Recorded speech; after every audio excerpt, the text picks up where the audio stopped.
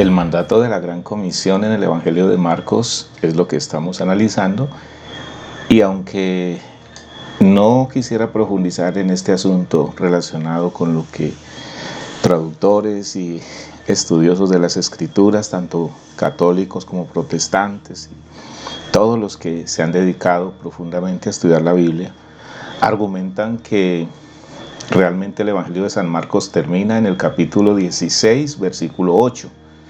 Esto nos llevaría entonces a pensar que el último mandato fue agregado luego por otras personas. Sin embargo, no quiero entrar en discusión acerca de esto, más que todo aceptar que como hubo otros libros de la Biblia que fueron completados o fueron, otras personas pusieron otros complementos que para nada estaban fuera de tono, pudiéramos pensar que eso pasó en el Evangelio de San Marcos. Sin embargo, si hay una parte que es muy fuerte y debemos considerarla allí en el Evangelio de San Marcos, en los versículos finales del capítulo 16, porque pudiera prestarse a mucha confusión los versículos que dicen lo siguiente en el Evangelio de San Marcos capítulo 16, versículo 16 a 18. Estos versículos dicen así: el que creyere y fuere bautizado será salvo, mas el que no creyere será condenado. Hasta allí muy bien. Versículo 17 dice: y estas señales seguirán a los que creen. En mi nombre echarán fuera demonios, hablarán nuevas lenguas, tomarán en las manos serpientes, y si bebieren cosa mortífera no les hará daño. Sobre los enfermos pondrán sus manos y se sanarán. Estudiando un poquito lo que dice el autor sobre el cual estoy fundamentando estas enseñanzas mortimerarias y eunicearias, ellos dicen que podría prestarse a confusión porque al predicar el Evangelio no siempre van a suceder estas cosas, y de hecho la mayoría de las veces no suceden. Entonces pudiéramos pensar en que nuestro Evangelio es solamente una parte o está incompleto, pero en realidad lo que nosotros debemos mirar es que en el Evangelio de San Marcos la fe no es solo creencia, sino una actitud de confianza, de riesgo y de compromiso.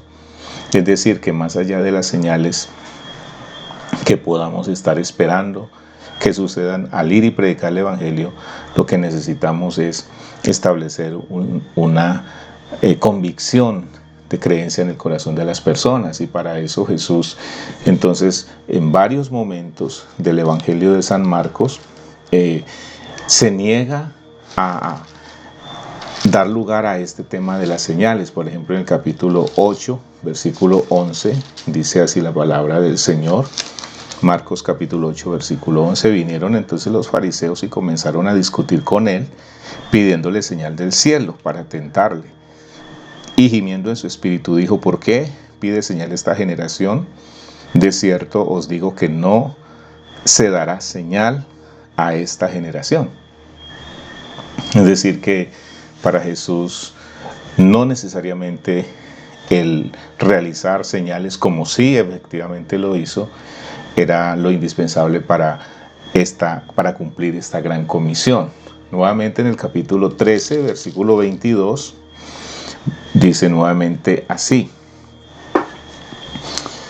Entonces, versículo 21, entonces algunos dijeren: mirad, aquí está el Cristo, o mirad, allí está, no le creáis, porque se levantarán falsos cristos y falsos profetas, y harán señales y prodigios para engañar, si fuese posible, a los escogidos. Otra vez las señales aquí aparecen como no evidencia, efectividad de la gran comisión, sino como una malversación de la gran comisión por estos falsos maestros.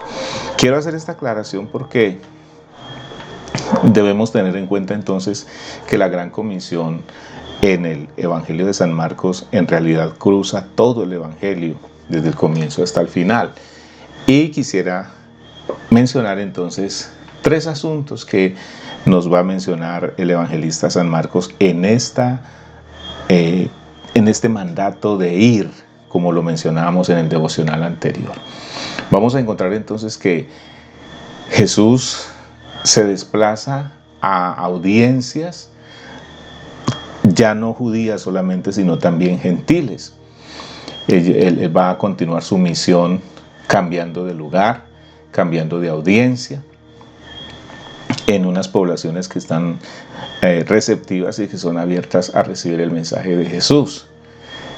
En segundo lugar, en el Evangelio encontramos que Jesús nombra a sus discípulos, escoge a 12, eso está en el capítulo 3, con el propósito de que estén con él y luego enviarlos a predicar. Pero además de los 12, Jesús tiene muchos otros discípulos, tanto hombres como mujeres, y a ellos les dio una calificación bien importante. Él dijo que todo el que hace la voluntad de mi Padre, Él es mi Padre, mi Madre, mis hermanos y mis hermanas. Eso está en el capítulo 3, 31 a 35.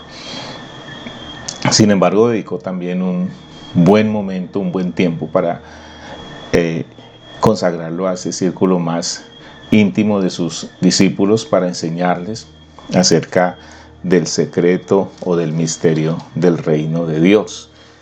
¿Qué quiero decir entonces en este devocional? Que el ir puede estar respaldado por señales, prodigios y milagros, porque lo creo, y al ir estoy seguro que el Señor va a respaldar. Quisiera compartirles solo un testimonio de esta ocasión que el Señor me permitió ir a la región del Chocó para predicar el Evangelio, y yo sentí que era el Señor quien me daba esta orden de ir. Entonces yo le dije, bueno Señor, yo voy a ir, pero donde encuentre enfermos voy a orar por ellos. Y efectivamente llegué a una casa donde de 3 personas, 2 estaban enfermos y una era una niña ciega de nacimiento. Tiene, yo creo que alrededor de unos 43 años.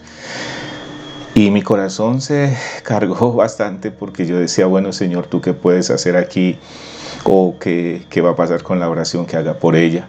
Sin embargo, en la convicción de lo que había pasado, yo le pedí permiso a la familia y le dije, yo quiero orar por la niña. Y le pedí al Señor que hiciera un milagro en la vida de esta niña. No sé qué pasó luego. Sin embargo, lo que quiero decir es que al ir, nosotros no podemos ceñirnos a que tienen que cumplirse las señales como están marcadas allí en San Marcos 16, que de hecho Jesús lo hizo. Lo vimos confrontando los espíritus inmundos en la meditación anterior, sanando, lo hemos visto, lo vemos allí en el Evangelio de San Marcos, toda clase de enfermedad, alimentando a los que estaban con necesidades, atendiendo situaciones que en esa sociedad no se atendían.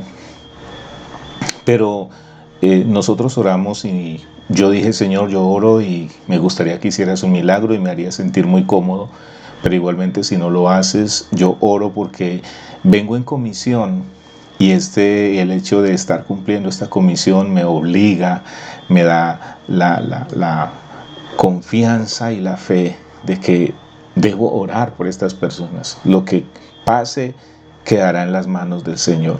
Y así en distintos lugares donde el Señor me llevó en estos 18 días que estuve en distintos lugares de la región del Chocó, en varios momentos hicimos esta misma petición al Señor de sanidad. Así que el hecho de que de pronto muchos juzguen que estos versículos del 9 al 20, 21 de San Marcos no están en los originales, no estaban en el libro original, que fueron luego añadidos.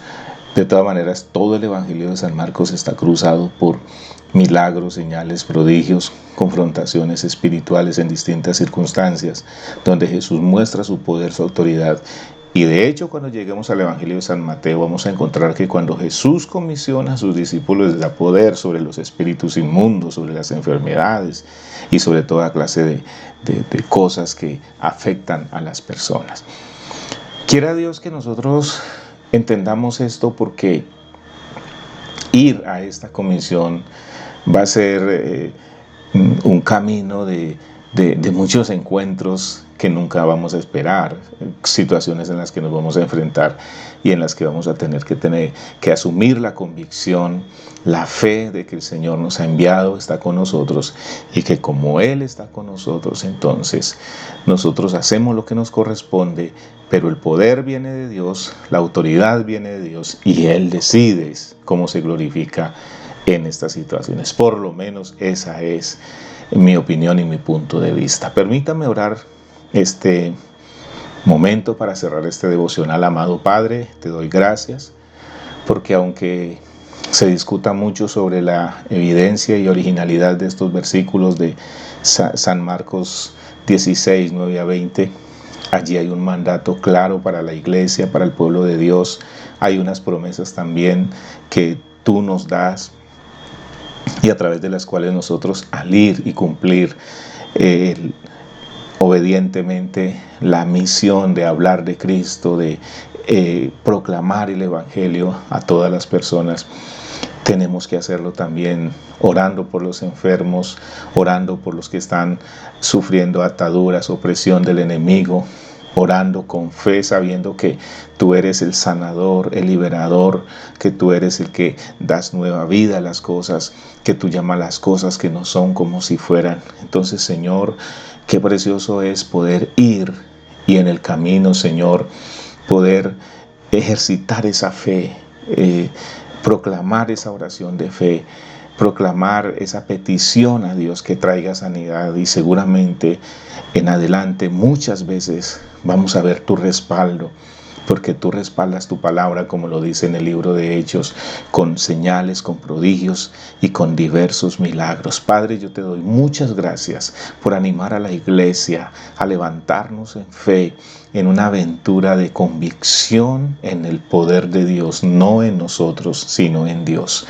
Gracias una vez más en el nombre precioso de Cristo Jesús. Amén.